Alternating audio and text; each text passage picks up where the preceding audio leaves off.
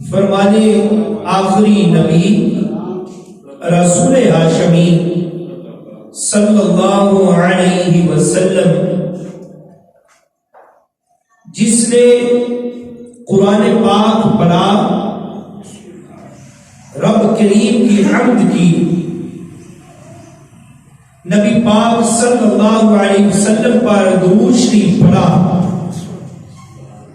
اور اپنے رب سے مغفرت طلب کی، تو اس نے بلائی کو اسی کی جگہ سے تلاش کر دیا۔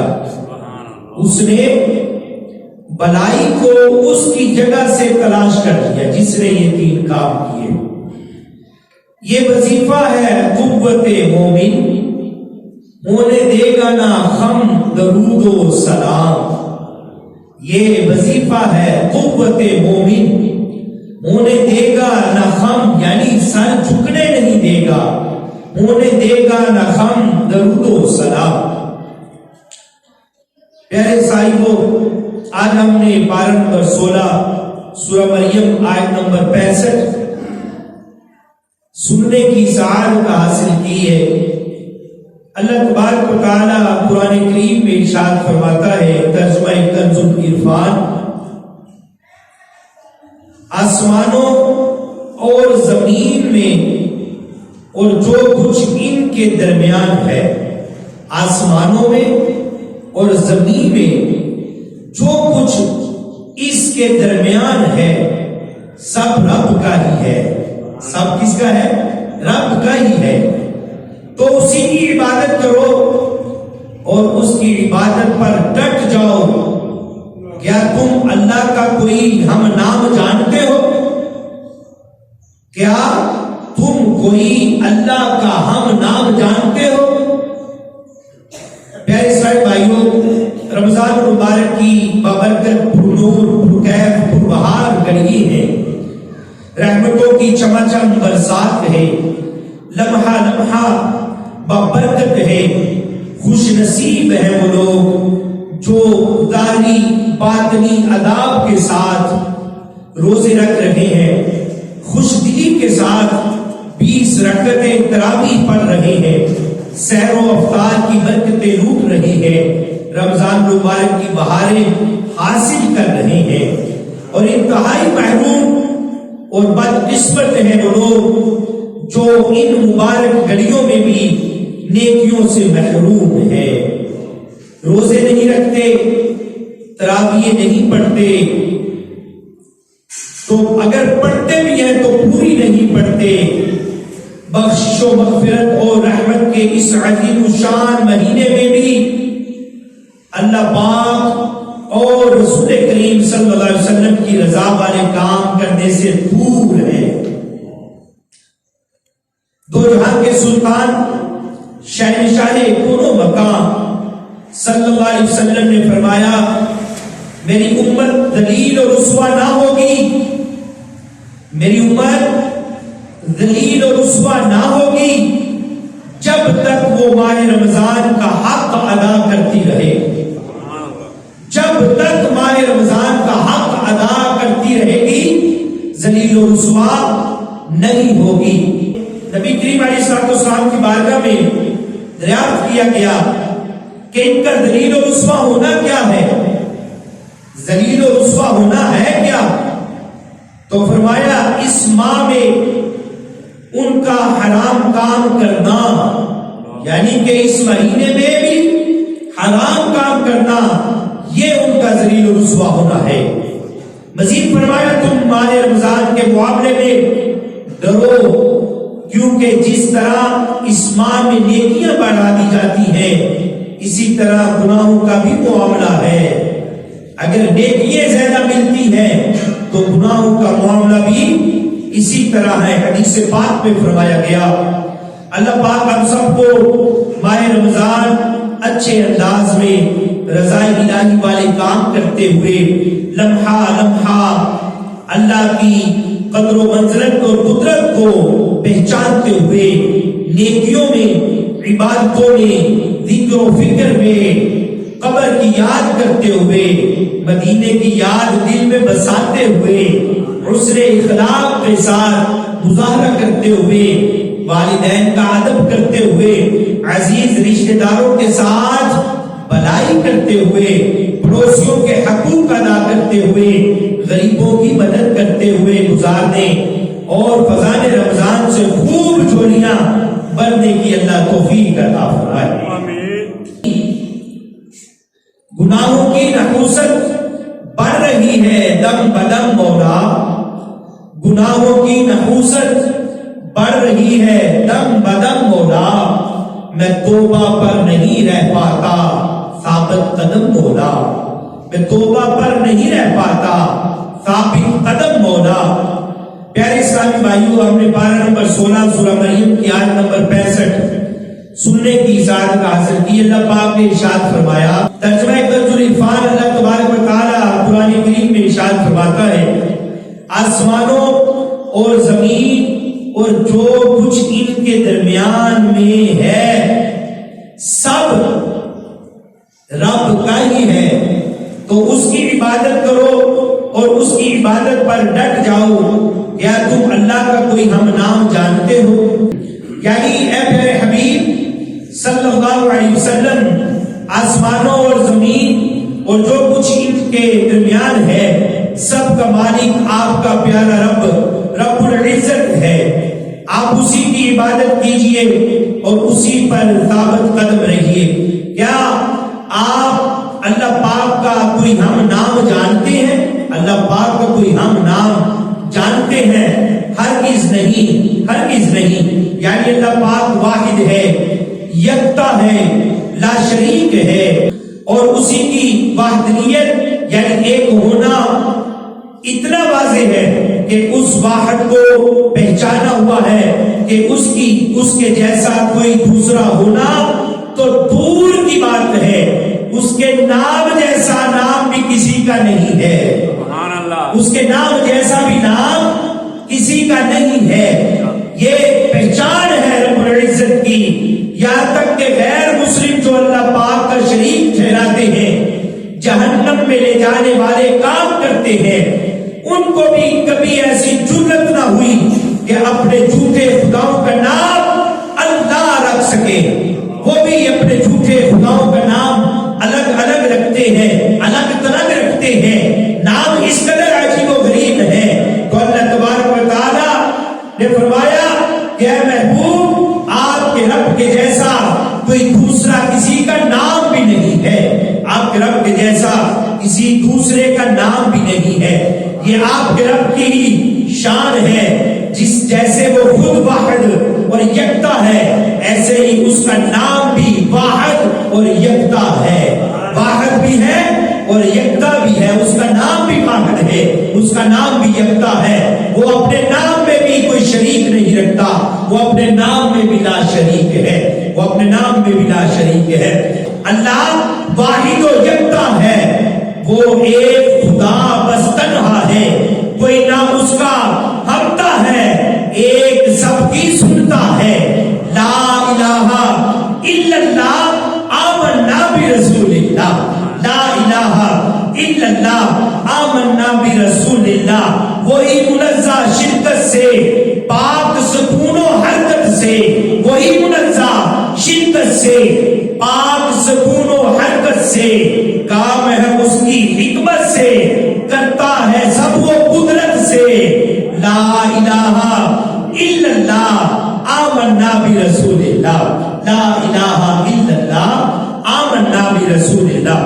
پیارے اسلامی بھائیوں، اس آیت کریمہ میں پیارے آقا مکی مدنی مصطفیٰ صلی اللہ علیہ وسلم کو اور آپ کے واسطے سے ہم غلامان مصطفیٰ کو دو باتوں کا حکم دیا گیا، دو باتوں کا حکم دیا گیا۔ فرمایا فاعبد، تو اسی کی عبادت کرو۔ کیا کرو؟ فاعبد، تو اسی کی عبادت کرو۔ یہ حکم ہمیں قرآن کریم میں آقا کریم علیہ السلام کے توسل و وسیلے سے ہم تک بھی پہنچا ہے، ہمیں بھی یہی حکم ہے۔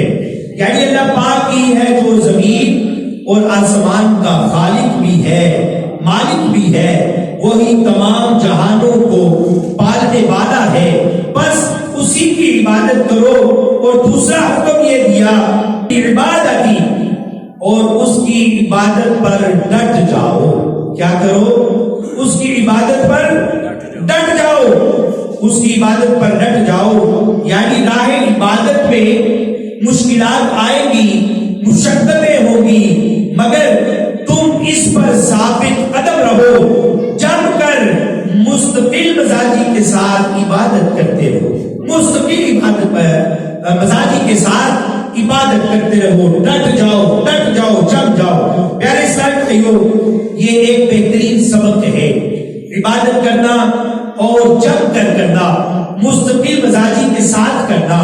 ہمارے ہاں ایک بڑا مسئلہ ہے کہ ہم لوگ عبادت کی طرف مائل تو ہوتے ہیں، دل کرتا ہے، ہمارا دل اس طرف جھکتا ہے کہ عبادت کی جائے، نیک اور اچھے صالح کام کیے جائیں، مگر اس پر استقامت اختیار نہیں کرتے، استقامت پر ہم رک نہیں سکتے، اس پر مستقل مزاجی کے ساتھ یہ کام نہیں کر پاتے۔ ابھی جیسے رمضان المبارک ہے، یہ رمضان المبارک تشریف لے آیا، رمضان المبارک کے آنے سے عبادت کی رغبت بڑھ جاتی ہے، ہم بھی بہت سارے نیک ارادے بنا لیتے ہیں، مگر رفتہ رفتہ میں کمی آنا شروع ہو جاتی ہے۔ رمضان المبارک کے پہلے عشرے میں مسجدوں میں رونق ہوتی ہے، تراویح میں بھی ایک اچھی تعداد نظر آتی ہے، تلاوت کی طرف بھی لوگ مائل ہوتے ہیں، مگر دوسرے عشرے میں یہ دو کم ہونا شروع ہو جاتا ہے۔ یہ دوسرے عشرے میں 10 دن گزرے، اس کے ساتھ ہی یہ دو کم ہونا شروع ہو جاتا ہے، نمازیوں کی تعداد بھی کم آ جاتی ہے، تراویح میں بھی تھوڑے سے لوگ رہ جاتے ہیں۔ یہ جو کمی ہے یہ نہیں ہونی چاہیے، یہ اچھی بات نہیں ہے۔ مسلمانوں کی پیاری امی جان سیدہ عائشہ صدیقہ رضی اللہ عنہا سے پوچھا گیا کہ پیارے آقا مکی مدنی مصطفیٰ صلی اللہ علیہ وسلم کا سب سے پسندیدہ عمل کون سا تھا؟ فرمایا ما دیما علیہ، وہ نیک کام جس پر ہمیشگی اختیار کی جائے۔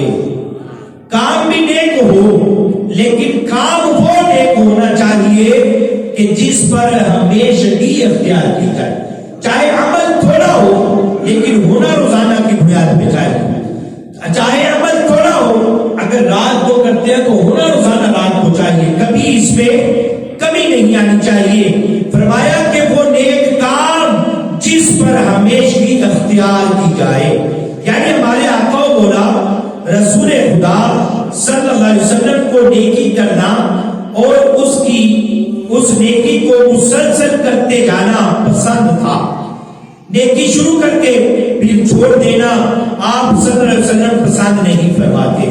آپ علیہ السلام کو یہ عمل بالکل نہیں پسند کہ نیکی کی جائے، شروع کی جائے، پھر اس کو چھوڑ دیا جائے، یہ آپ علیہ السلام کو بالکل پسند نہیں ہے۔ حضرت عبداللہ بن عمر رضی اللہ تعالی عنہما فرماتے ہیں پیارے نبی رسول ہاشمی صلی اللہ علیہ وسلم نے مجھے فرمایا، اے عبداللہ فلاں شخص جیسے مت ہو جانا، وہ رات کو تو عبادت کیا کرتا تھا پھر چھوڑ دیا ہے۔ یعنی ایک وقت تھا اس نے عبادت شروع کی، رات کو عبادت کیا کرتا تھا لیکن پھر اس نے چھوڑ دیا ہے۔ اے عبداللہ اس جیسا نہ ہو جانا، فلاں شخص رات کو عبادت کیا کرتا تھا پھر وہ چھوڑ گیا۔ نبی صلی اللہ علیہ وسلم کی پیاری نصیحت ہے، آقا کریم علیہ السلام نے حضرت عبداللہ کو ہم سب کو یہ نصیحت فرمائی ہے۔ کیا نصیحت فرمائی ہے؟ کہ ہمیں بھی یہ نصیحت قبول کرنی چاہیے، جو بھی نیکی کرے استقامت کے ساتھ کریں، مسلسل کرتے چلے جائیں۔ اللہ پاک کی نیک بندوں سے بھی ایسا کیا کرتے تھے۔ حضرت عثمان غنی اب تھوڑا دیکھیے کہ نیکی روزانہ کی بنیاد پر جو صحابہ کرام اور یہ کرام کیا کرتے تھے کس قدر کیا کرتے تھے کہ حضرت عثمان غنی رضی اللہ عنہ کی مستقل عادت یہ تھی، مسلسل روزانہ کی عادت مبارک یہ تھی کہ ایک ہی رکعت میں پورا قرآن پاک کی تلاوت کیا کرتے، نماز نیت کی ایک ہی رکعت میں مکمل پورا قرآن پاک مکمل پڑھ دیا کرتے تھے. اور یہ آپ کا معمول مبارک روزانہ کا تھا. یہ نہیں کہ ہفتے میں ایک دن، مہینے میں، سال میں، نہ یہ آپ کا روزانہ کا معمول تھا. روزانہ کا یہ معمول تھا. حضور غوث پاک رحمت اللہ تعالی علیہ عشاء کے وضو سے فجر کی نماز ادا کیا کرتے تھے. یعنی رات کو سوتے نہیں تھے، ساری رات عبادت کرتے رہتے تھے. اور یہ 40 سال تک آپ کا معمول رہا. آپ نے 40 سال یہ عمل کیا. عشاء کا وضو کیا، اسی وضو کے ساتھ فجر کی نماز پڑھی. یعنی اس قدر مسلسل عبادت، اور اس میں کوئی ناغہ نہیں چاہیے. اب امام احمد بن حنبل رحمت اللہ تعالی علیہ روزانہ 300 نوافل پڑھا کرتے. 300 نوافل آپ پڑھا کرتے تھے. حضرت ثابت بنانی رحمت اللہ تعالی علیہ کا 50 سال تک یہ طریقہ رہا کہ آپ ساری رات نماز ادا فرمایا کرتے. ساری رات. امام الائمہ امام اعظم ابو حنیفہ رحمت اللہ تعالی علیہ کا معمول تھا کہ ساری رات عبادت کرتے اور تہجد پڑھا کرتے تھے. آپ نے یہ 30 سال مسلسل یہ عمل کیا. 30 سال مسلسل روٹین کے ساتھ یہی عمل آپ کا رہا. اور ایک ہی رکعت میں قرآن پاک کو بھی مکمل کیا کرتے تھے. یہ آپ کا بھی عمل. اللہ اکبر، اللہ اکبر کبیرہ. اندازہ لگائیں اتنا عرصہ روٹین، یعنی روز کی روٹین میں لے کے آنا اور مستقل مزاجی کے ساتھ عبادت کرتے چلے جانا، درمیان میں کبھی ناغہ نہ ہونا. کیسے کمال کی بات ہے، کس قدر یہ کمال درجے کی بات ہے کہ اللہ پاک ہمیں بھی ایسی توفیق عطا فرمائے. چاہے ہم تھوڑا سا عمل کریں، شروع کریں، لیکن اس کو مسلسل اور روٹین میں لے کر آ کر کریں. یہ نہیں آج کیا تو 10 دن بعد اور 15 دن بعد اور پھر آہستہ ہم نے چھوڑ دیا. جس طرح ہماری ماہ رمضان مبارک میں روٹین ہوتی ہے کہ شروع میں تو بڑے ذوق اور شوق کے ساتھ عبادت کی طرف آتے ہیں، نیتیں کرتے ہیں، اور کام شروع کرتے ہیں، لیکن یہ 10 دن گزرتے ہی پھر مساجد کا وہی حال ہو جاتا ہے. اے عاشقان رسول، 4 چیزیں ہیں جو راہ عبادت میں رکاوٹ بنتی ہے. انہیں عوائق اربع کہا جاتا ہے، یعنی 4 رکاوٹیں کہا جاتا ہے. امام غزالی رحمت اللہ تعالی نے منہاج العابدین میں ان کو تفصیل سے ذکر کیا کہ وہ 4 چیزیں کیا ہیں. آپ فرماتے ہیں پہلی چیز ہے ہمارا نفس. ایک چیز کیا ہے؟ ہمارا نفس. دوسرا ہے شیطان، اور تیسرا ہے دنیاوی تعلقات، ہمارے دوستی تعلقات، رشتہ داری، اور چوتھا ہے دنیا. یہ خود دنیا. یہ 4 رکاوٹیں ایسی ہیں جو ہمیں عبادت نہیں کرنے دیتی، عبادت پر ہمیں استقامت نہیں کرنے دیتی. پہلی رکاوٹ ہے نفس. یہ ہمیں سستی دلاتا ہے. ٹہل کے کرتا ہوں، کل کر دوں گا، آج دل نہیں کر رہا، وغیرہ وغیرہ. ایسے بہت سارے خیالات وسوسے آتے ہیں جو ہمیں سستی میں ڈالتے ہیں. یہ نفس کی وجہ سے آتے ہیں، یہ ہمیں ملتے ہیں نفس کی وجہ سے. کوئی کہ نفس کے ساتھ لڑنا، جہاد کرنا، یہ اس قدر قرآن کریم میں بھی نفس جو بیان کیے گئے ہیں تو ان کی تعریف بیان کی گئی ہے. ایک بڑا کنسیپٹ ہے، بڑا لمبا موضوع ہے، لیکن یہ جو نفس ہے اس کے بارے میں یہ سلطان الباہو نے کہا. آپ فرماتے ہیں کہ صورت نفس ہمارے والی، جیوے کتا گلر کالا ہو، رکھی سکھی کھاتا نہیں، منگے چربن والا ہوں. آپ فرماتے ہیں کھبے پاسوں اندر بیٹھا، دل دے نال سنبھالا ہوں. آپ کہتے ہیں یہ تو نارمل روٹی پانی پہ تو گزارا ہی نہیں کرتا. یہ کہتا بھائی اچھا خاصا کھانا ہو، گوشت مٹن مرغ مسلم ہو. پھر کہتے ہیں کہ دل کے ساتھ ہی بیٹھا ہے، دل پہ اس نے کنٹرول کر دیا ہے، یہ قابو کر کے بیٹھا ہے. تو علامہ اقبال نے بھی کہا، آپ کہتے ہیں کہ پرم کو اژدہا و شیر نر والا تو کیا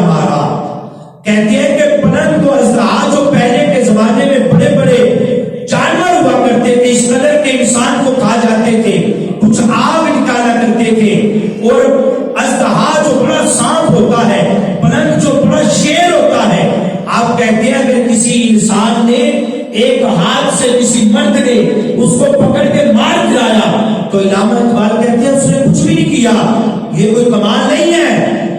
بڑے اژدہا کو ایک ہاتھ سے پکڑ کے پچکار کے مار دیا، کہا یہ بھی کمال نہیں ہے۔ آپ فرماتے ہیں پلنگ اور اژدہا و شیر نر مارا تو کیا مارا، بڑے موذی کو مارا اگر نفس امارہ کو مارا۔ آپ کہتے ہیں کہ ان سے بڑا ہے یہ نفس امارہ جو ہمارے اندر ہے، کہتے ہیں اس کو اگر مارا، بڑے موذی کو مارا، شیر کو ایک ہاتھ سے پکڑ کے، شیر نر وہ بھی جو جنگل کا بادشاہ ہے، کہتے ہیں اس کو مارا ایک مرد نے، وہی کمال نہ کیا، اگر اس کو مارا نفس امارہ کو مارا۔ اب اس کو مارنے کی بھی ایک نیت تربیت دیکھیں کہ اس کی بات نہیں ماننی، اس کو مار ہی دیا، اپنی خواہش کو مار دیا۔ ایک طریقہ یہ بھی ہے، یہ ہمیں سستی دلاتا ہے، یہ کہتا ہے ٹھہر کے کر دیتا ہوں، کل کر دوں گا، ابھی عمر بڑی پڑی ہے، نماز ہی پڑھنی ہے، آخری عمر میں پڑھ دے، حج ہی کرنا ہے، عمرہ ہی کرنا ہے، پھر کر دیں گے، شادی کر دے پہلے، مکان بنا دے پہلے۔ یہ سارے نفس کی چالیں ہیں، یہ ہمیں سستی دلاتا ہے کہ آج رہنے دو پھر بھی کر دیں گے، یہ ہمیں عبادت سے محروم کر دیتا ہے، یہ رکاوٹ کرتا ہے۔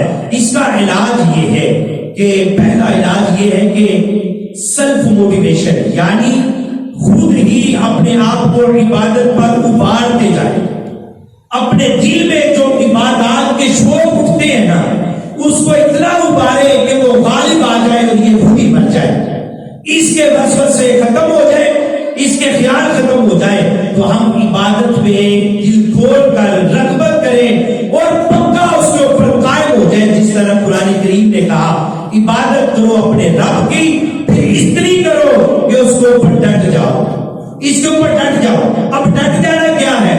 مثال کے طور پہ ایک بات سمجھیے کہ ایک چھوٹا سا بچہ ہے، آج ضد کر دیتا ہے، کہتا ہے کہ میں جی عید کا دن آ جائے، مثال کے طور پہ ہم نے بڑے مہنگے 5000 روپے کا اس کو سوٹ لے کے دیا، پہنایا، جوتا بھی اچھا لے کے دیا، اب اس نے کوئی ضد کر دی کہ یہ چیز میں نے لینی ہے، تو اتنی ضد کرے گا کہ وہ اپنے 5000 کا سوٹ نہیں دیکھے، وہ وہاں پہ ڈٹ جائے گا، کپڑے بھی خراب کر دے گا، رونا شروع کر دے گا، وہ نہیں دیکھے گا کہ آج عید ہے یا کیا ہے، وہ کیا کرے گا؟ ڈٹ جائے گا، رٹ لگا دے گا، کیا کہ بس میں نے یہ لینی ہی لینی ہے، چاہے وہ نقصان دہ ہوتی ہے، ہم اس کو لے دیتے ہیں۔